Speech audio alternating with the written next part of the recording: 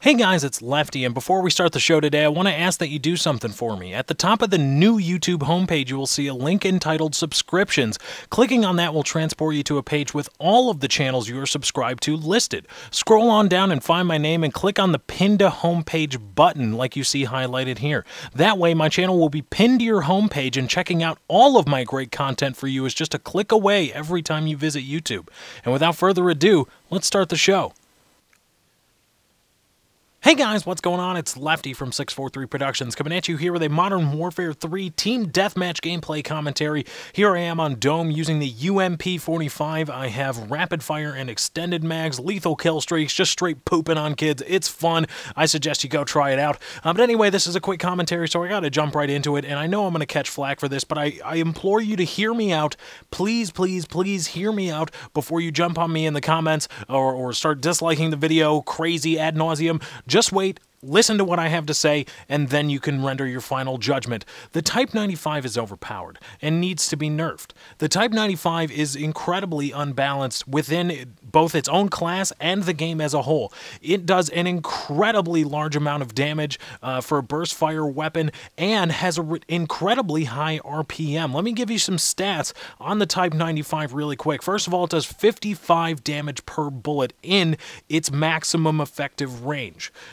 Meaning in the range that it does maximum damage, which granted is less than the other burst slash semi-automatic weapons in the game, it still does 55 damage per bullet for a 3-round weapon. That's a lot of damage going out. That means in its primary effective range, it's a 2-hit kill. That's right, an assault rifle, a burst fire assault rifle, and that not just a semi-automatic, is a 2-hit kill. That means hip firing, that means up close encounters, and on top of that, it has an RPM of 1,000. That means in a minute it is able to put 1,000 rounds down range. That is on par with the tip top of the SMG class, which is supposed to be comprised of guns with high RPMs but low damage. Here we have in the Type 95 a gun with high RPM and incredibly high damage, damage that is unequal by any other gun, burst fire slash automatic in the game. No other gun comes close, so it has the highest RPM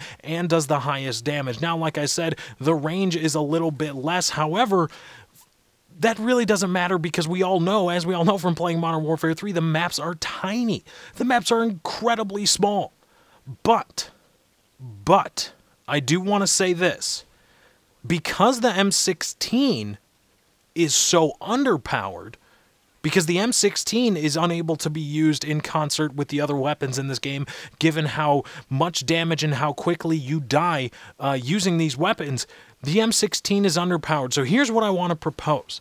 I don't want the Type 95 nerfed into oblivion, because indeed I like using burst fire weapons, and I understand that people like using burst fire weapons, and I don't want to rob you of that fun, and I don't want you robbed of that fun by anybody. So here's what I propose. I want the M16's primary damage to be increased 3 points per bullet from the 45 it is now to 48. I want its RPM range raised from 780, from the 780 that it is now, to either 850 or 875. And I want the Type 95's damage reduced to maybe 49, 48, in that range, probably a 49, so it still maintains a damage lead over the M16. But here's the thing, here's what will result of that. First of all, the M16 will still be the more underpowered burst fire weapon. Has the lower RPM and lower damage. However, the advantage of the M16 is that it will have the longer range, and if in a perfect world, we would have a few extra bullets added to the magazine, giving the M16 more bullets than the Type 95, and the Type 95 would still be a very viable weapon.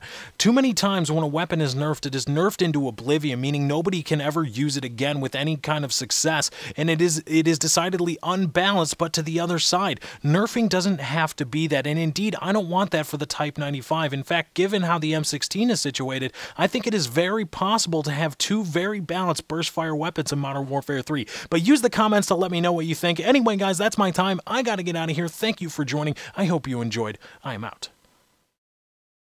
Be sure to pin my channel to your homepage, that way you won't miss out on any great Lefty content.